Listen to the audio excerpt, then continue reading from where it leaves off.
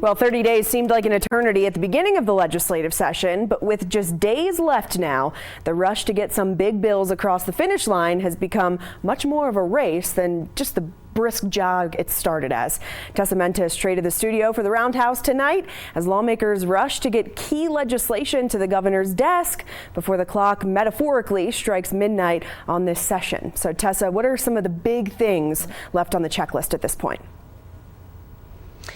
Yeah, well, Julie, first and foremost, I mean, the one thing lawmakers have to get done in less than 48 hours is the state budget. And we're looking at a record-setting $10.1 billion proposal. The next step for this effort is for it to go to the House for a final vote. That would be the final obstacle before it would ultimately get to the governor's desk. Now, she can line item veto some issues if she's just not feeling the spending on those things. But we are monitoring the House floor to see if that will be on tonight's agenda when the House reconvenes. That could potentially be within the hour. But there is plenty to discuss that isn't so, up in the air, so to speak, including some things that really progressed today. So let's get to Griffin Rushton, who has been up here nearly every single day of this session with a look at what state lawmakers focused on these past few hours. Griffin.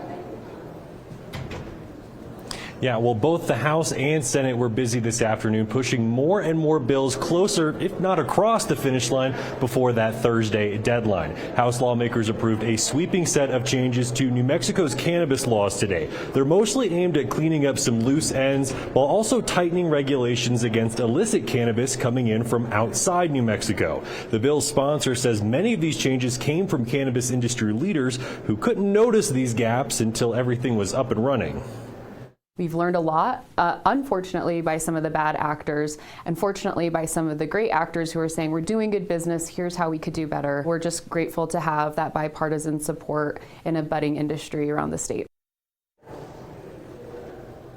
The House also signed off on a bill establishing a state-run meat inspection program, which will allow more New Mexico-grown beef to be processed, sold, and eaten right here in New Mexico. The bill unanimously cleared the Senate and the House and is now heading to the governor for a signature. We should mention that cannabis bill is now heading back to the Senate for its final approval.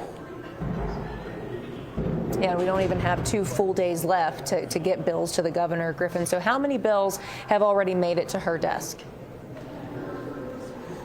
Well, only a handful right now, but that does include some pretty significant bills. House lawmakers gave their final stamp of approval on a proposed 7-day waiting period for gun sales across New Mexico last night. It's meant to allow for federally required background checks to be completed, but there are several exceptions for law enforcement, concealed carry holders, and immediate family members. Bills calling for increased training requirements for school board members, a new higher education trust fund, and more distributions from the Early Childhood Education and Care Fund are also heading to the governor, and she's already signed a plan to rework New Mexico's high school graduation requirements into law.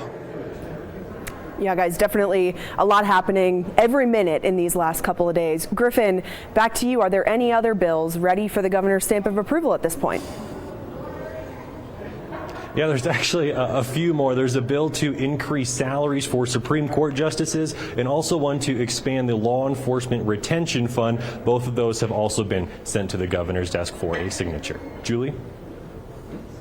And Tessa, you know what comes next, right? So Julie, yeah, absolutely. Not to cut you off. I mean, it's up to the governor to decide if everything lawmakers did and sent up to the 4th floor are going to become law. Now, some controversial bills did have some movement today. These really involve environmental issues. So we're going to be back here at the Roundhouse at 6. The governor really supported these efforts, by the way, these environmental efforts. We're going to have an update at 6 on whether they're going to be progressing and, most importantly, what they would mean for you and your family. All right, Tessa, Griffin, thanks so much for the update. Well, a lot on the table, not a lot of time left. You can keep up with what's going on at the Roundhouse minute by minute by keeping a tab open to KOB.com and our social media accounts, because that's where you'll see tweets and posts from our reporters.